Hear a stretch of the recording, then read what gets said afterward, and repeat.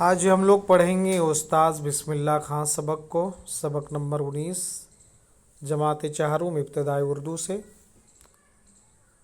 سریلی آواز ہمارے کانوں کو بھلی لگتی ہے۔ سریلی آواز گانے سے بھی پیدا ہوتی ہے اور کسی ساز کو بجانے سے بھی پیدا ہو سکتی ہے۔ جن آلوں سے طرح طرح کی موسیقی پیدا کی جاتی انہیں ساز کہتے ہیں۔ ایسے بہت سے ساز آپ دیکھ چکے ہوں گے، مثلاً بانسری، ڈھول، ستار، طبلہ اور سارنگی، ہارمونیم اور ماؤتھ آرگن وغیرہ۔ ان کے علاوہ بھی بہت سے ساز ہوتے ہیں۔ کچھ ساز ایسے ہوتے ہیں جو خاص موقعوں پر بجائے جاتے ہیں، جیسے نکارہ یعنی بہت بڑا ڈھول۔ نکارہ کسی خطرے سے ہوشیار کرنے کے لیے بجایا جاتا ہے۔ شہنائی شادی کی محفلوں میں یا عام طور پر خوشی کی تقریب میں بجائی جاتی ہے۔ ہندوستان میں موسیقی کے ساتھ بجانے والے کئی ماہرین پوری دنیا میں مشہور ہیں۔ ستار کے ماہر کو ستار نواز، سارنگی کے ماہر نواز کو سارنگی نواز اور شہنائی کے ماہر کو شہنائی نواز کہا جاتا ہے۔ بسم اللہ خان سب سے بڑے شہنائی نواز تھے۔ وہ 1916 میں بہار کے قصبے ڈمراؤں میں پیدا ہوئے۔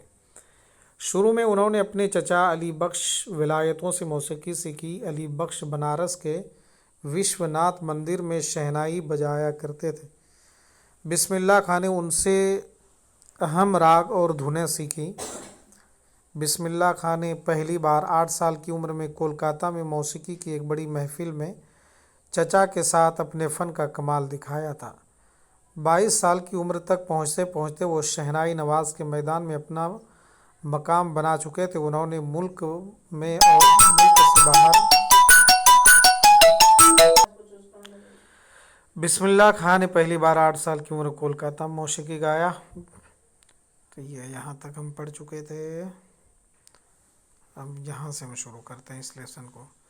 استاذ بسم اللہ خان اپنے اخلاق اور رکھ رکھاؤ کے لحاظ سے ہندوستان کی ملی جلی تہذیب کے سچے ترجمان تھے۔ ملی جلی تہذیب میں دوسروں کی عزت اور احترام کو بنیادی اہمیت حاصل ہے۔ ان کے خیال میں موسیقی انسانوں کو آپس میں ملانے کا ذریعہ تھی۔ استاذ بسم اللہ خان بے شمار انعامات سے نوازے گئے۔ ان میں حکومت ہند کے یہ 4 اعزاز قابل ذکر ہیں: پدم شری، پدم بھوشن، پدم وبھوشن اور بھارت رتن۔ ہندوستان کے صرف 2 ہی فنکار ایسے ہیں جنہیں یہ چاروں اعزازات ملے ہیں، ایک استاذ بسم اللہ خان اور دوسرے ستیہ جیت رائے۔ بے پناہ عزت اور مقبولیت کے باوجود استاذ بسم اللہ خان کبھی دنیاوی آرام و عشائش کے پیچھے نہیں بھاگے۔ بنارس ان کا تھا اور بنارس کے تھے۔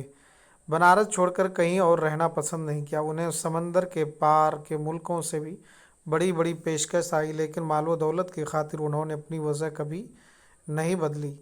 انہوں نے پوری زندگی سادگی کے ساتھ ایک عام آدمی کی طرح گزاری۔ بنارس کے اپنے پرانے گھر میں وہ بہت سادہ زندگی گزارنے میں بڑے خوش اور مگن تھے۔ ان کے کاندھوں پر اپنے 65 عزیزوں اور رشتہ داروں کی پرورش کی بوجھ تھا۔ اس کے علاوہ وہ اپنے سنگیت کاروں اور ان کے بچوں کی ضروریات کا بھی پورا خیال رکھتے تھے۔